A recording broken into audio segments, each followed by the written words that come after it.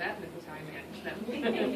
And I think, for that reason, you have enormous shoes to fill, because I think the whole hospital looks to you and your expertise and how to manage very, very complicated patients very seamlessly. And I think, again, you have enormous shoes to fill in terms of what your expertise is and the way that you've managed very complex patients over time. And that's why some of the transitions, you're like, oh, this person's really straightforward. And in my mind, I'm like, holy cow, they are not straightforward. But I certainly hope that we can continue to have a good mentoring relationship along the way. And as we keep saying, don't block my phone number. Because then it will change. But she says call after 5. Yeah, I said call after 5, yeah.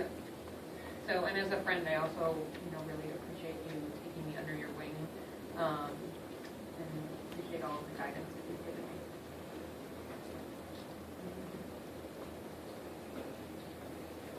Somebody else? Scott was looking at Well, I'll say that when I first applied here, I met you sort of early in my interview day. I remember very vividly sitting in your office and you telling me what a wonderful place it was. And I think one of the things that made this place so wonderful is you. And that was very evident to me. You've always, even though my interests and your interests don't always intersect, I have always found a friendly ear and an understanding person, and someone that I could always go to and talk to about things. And you're just the bee's knees. So I just really, really have always liked you and always respected you, and I will miss you dearly. All right. Yes, I should say something like that, but I'm looking at you because I love the same things. My feeling as I'm leaving and you're leaving is that I wish I could tap into your brain and just get all the knowledge that you have on coag and bleeding disorders, which I would really, really, really need. But more than that, I think I'll miss having a colleague like you, being next door, and just coming into your room and asking you the stupidest questions without you judging that. So how could you even know this? I've really asked you some of the very, very basic questions on coag. But thank you so much. And going forward, really, I hope we'll remain as colleagues. And I'll need all your help and mentorship in my new venture in Buffalo, honestly. And I really need that. So I hope you will continue that, not ditch me. We're all like checking our cell phones to make sure we have your number. I know, but the problem is she doesn't pick up her phone. When you need her the most, She decides. I look at it and I know who it is, so that's... And that's why I said, I hope she don't That ditch never me. happens to me. She always answers on the first ring for me. Did you hear the plead in your voice? Please. You send her a text that says, call me ASAP, And and she calls back. And the first part was I'm just buttering her up.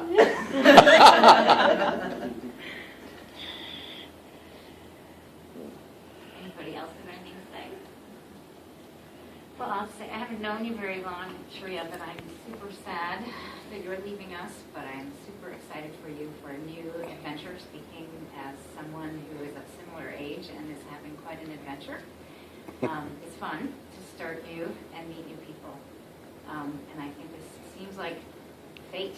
I mean, how could there be a more perfect job in the more perfect location? It's unbelievable to me that you were recruited there and this incredible opportunity right in your area of expertise just like was there. It's so cool. So I think it means that it was meant to be, and I think you're going to have an awesome time. I haven't worked with you very much clinically, though I have paged you and called you several times when I've been on call. I'm not sure who I'm going to call now when you're not here, but maybe I'll just call you anyway.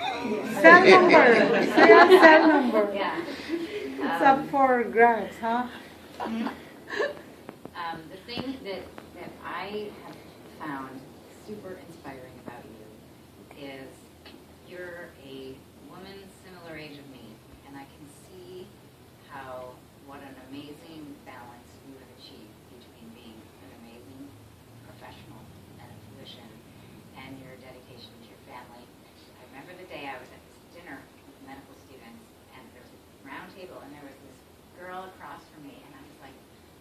boy, she looks familiar. And then I realized it was like a carbon copy of Shreya.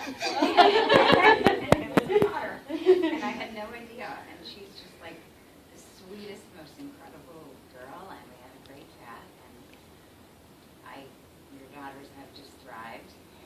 And it's very inspiring. So not many women can do the things you do. So you inspire me. Thank you. Thank you. Love you, Shreya. So, thank you all for coming. It means a lot to me. I've been here almost for 15 years, so it's actually on July 15th is going to be the 15-year mark.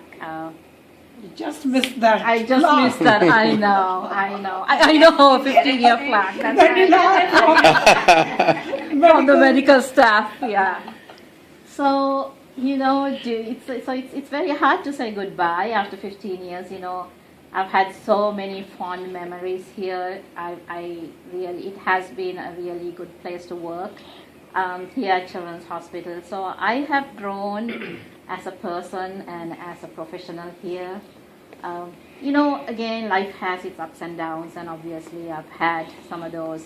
And every time when you go down, you somehow come back up, and there's been a lot of support from friends, colleagues, as well as from my family over here. So it's, as Linda said, it's a balancing act. Being a woman, a professional, it's not easy for us women to be a mother and be a good doctor at the same time. But I try to do.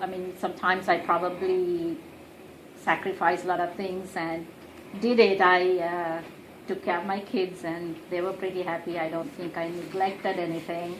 I really try to be a good doctor, and I think I achieved it. I am pretty happy with where I am right now. I feel pretty comfortable because my kids have done really well, and I'm really proud of them. And as a physician, I think I've taken good care of my patients too, so I feel very happy about that.